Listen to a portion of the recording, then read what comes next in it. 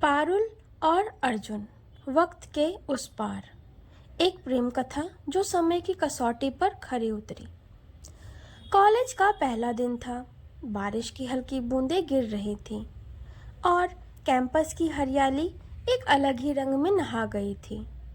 अर्जुन एक सीधा साधा लड़का जो गांव से पढ़ाई के लिए शहर आया था। पहली बार कॉलेज की लाइब्रेरी की सीढ़ियों पर बैठा हुआ किताबें देख रहा था। उसी समय वहां आई पारुल, खुले बाल, हाथ में छाता और आंखों में शरारत भरी चमक। वो अर्जुन से टकराई। सॉरी, मैंने देखा नहीं, पारुल बोली। कोई बात नहीं, अर्जुन थोड़ा घबराते हुए बोला।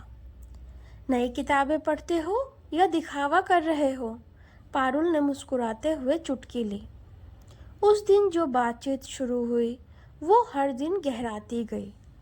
अर्जुन की सादगी और पारुल की चुलबुली बातें एक दूसरे के दिल में धीरे धीरे उतरने लगी।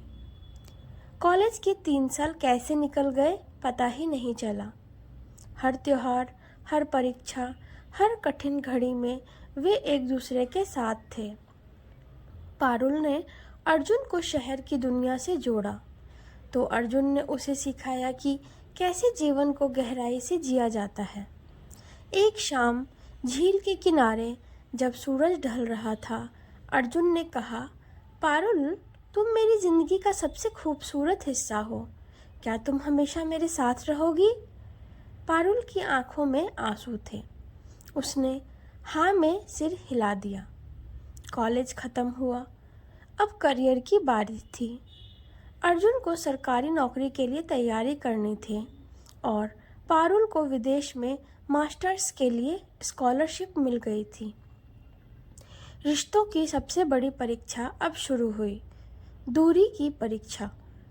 अर्जुन दिल्ली में कोचिंग करता और हर रात वीडियो कॉल पर पारुल से बात करता।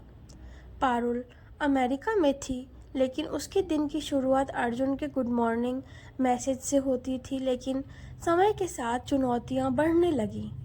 अर्जुन के परिवार वाले उसका रिश्ता गांव की लड़की से तय करना चाहते थे और पारुल के घर वाले भी विदेश में किसी लड़के के साथ शादी का प्रस्ताव लाए थे। एक दिन पारुल ने कहा, अर्जुन, क्या हम दोनों अपने अपने रास्ते पर चले? शायद हम दोनों को साथ बस इन कुछ सालों के लिए ही था। अर्जुन कुछ नहीं बोला, बस इतना कहा, अगर तुम खुश हो तो मैं भी खुश हूँ। फोन कट गया, लेकिन दिल नहीं कटा। अर्जुन ने फिर से पढ़ाई में ध्यान लगाया। 2 साल बाद उसने यूपीएससी परीक्षा पास कर ली। वो अब एक आईएएस ऑफिसर बन गया था। 3 साल बाद एक सम्मेलन में दिल्ली में भाषण दे रहा था आईएएस अर्जुन। भीड़ में कोई चेहरा उसे बहुत जाना पहचाना लगा। भाषण के बाद पीछे से एक आवाज़ आई, सर, क्या अब भी किताबों से दोस्ती है? अर्जुन ने पीछे मुड़कर देखा, वो पारुल थी। तुम? हाँ, मैं वापस आ गई हूँ और अब की बार कहीं नहीं जाने वाली।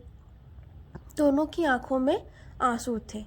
बिना कुछ कहे उन्होंने एक दूसरे का हाथ थाम लिया। सीख: सच्चा प्यार समय और दूरी की परवाह नहीं करता। अगर दिल से चाहो और विश्वास रखो तो वक्त के उस पार भी 2 दिल मिल सकते हैं।